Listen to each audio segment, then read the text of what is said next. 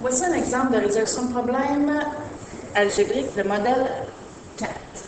Le modèle 4, on vient voir ici, il y a juste des phrases avec les mots-clés, donc de plus, de moins, fois plus, fois moins. Donc, on doit utiliser pour l'équation. Donc, on n'a pas de somme, on n'a pas de moyenne, il n'y a pas de total, il n'y a pas autant que. Donc, juste les de plus, de moins, fois plus, fois moins. Donc, on va faire tous nos liens qu'on a besoin. Ici, on a Nadine a 2 fois plus de paires de souliers que Bianca et Claudine a 3 paires de souliers de plus que Nadia. Nadia est là 2 fois dès le début, je vais la mettre dans le milieu. Et on dit que Claudine a 3 paires de souliers de plus que Nadia et 3 fois plus de paires de souliers que Bianca. Combien de paires de souliers ont-elles en tout? Donc, pour trouver combien elles en ont en tout, je vais trouver chacune. Je vais faire mes liens. Alors, Nadine a, sujet, 2 fois plus de paires de souliers que Bianca. Qui est-ce qui a? Nadia, pardon, pas Nadine, mais Nadia, 2 fois plus de paires de souliers que Bianca. Claudine a 3 paires de souliers de plus que Nadia. Qui est-ce qui a? Claudine, 3 de plus que Nadia. Et, toujours Claudine, 3 fois plus que Bianca. Alors, cette fois-ci, je vais avoir une flèche qui doit traverser le diagramme au complet, fois 3. On pourrait le faire par en haut, mais avec les titres, ça ne ferait pas très beau.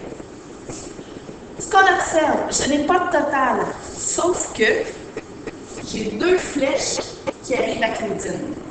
Donc, j'ai 2 façons de trouver l'expression algébrique qui représente le nombre de paires de souliers de Claudine. Donc, je vais mettre mon X afin de ne pas avoir de division, pour ne pas avoir de fraction, je vais le mettre au nombre de paires de souliers de Bianca.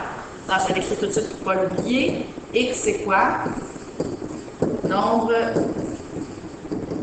de paires de souliers de Bianca. Je complète. Alors, mon x traverse ici, fois 2 devient 2x. 2x au complet fois plus 3 devient 2x plus 3. Je vais me laisser de la place pour trouver une autre expression algébrique. Parce que si je pars d'ici et que je suis cette flèche-là, je prends x, je lui fais faire fois 3 et j'obtiens 3x. C'est une autre façon d'écrire le nombre de paires de souliers de Claudine. Que ce soit 2x plus 3 ou que ce soit 3x, c'est la quantité de souliers de Claudine. Elle ne peut pas avoir 10 paires et 12 paires en même temps. C'est la même valeur. Donc, la quantité ici en haut est égale à la quantité en bas, c'est la même quantité de souliers. Voici mon équation. Ça veut dire que mon équation, j'utilise seulement la bulle de Claudine. Je n'utilise pas les autres. Donc, j'utilise juste la bulle de Claudine pour faire l'équation. En haut, j'ai 2x plus 3, ici. Ça vaut la même chose que 3x, donc égal à 3x. Maintenant, je peux résoudre mon équation. Est-ce que j'ai un dénominateur à éliminer? Non. Est-ce que j'ai des x de chaque côté? Oui. Alors, idéalement, j'enlève le petit des 2, moins 2x. Il me reste 3. Et 3x moins 2x, x. Je n'ai plus rien à faire, j'ai déjà trouvé la valeur de mon x qui est le nombre de paires de souliers de Bianca. Et on me demandait comme question, combien de souliers ont-elles en tout? Donc, j'ai besoin des souliers, du nombre de paires de souliers de Bianca, plus ceux de Nadia, oui, et de Claudine. Alors, j'ai besoin du nombre de souliers, de paires, pardon, de souliers. Donc, la première, c'était Nadia, je crois qu'on avait, donc Bianca. Bianca, plus le nombre de paires de souliers de Nadia,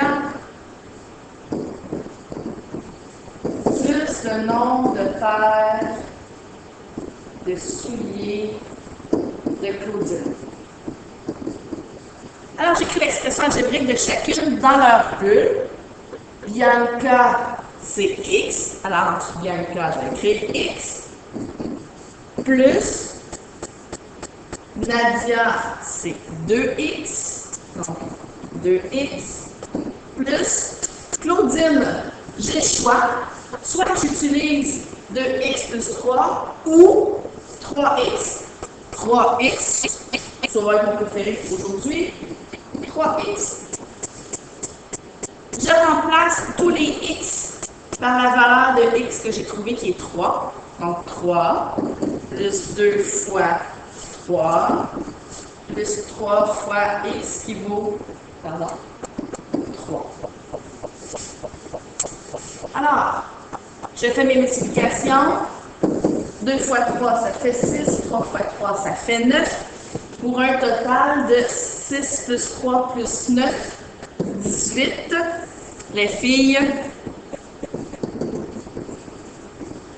ont 18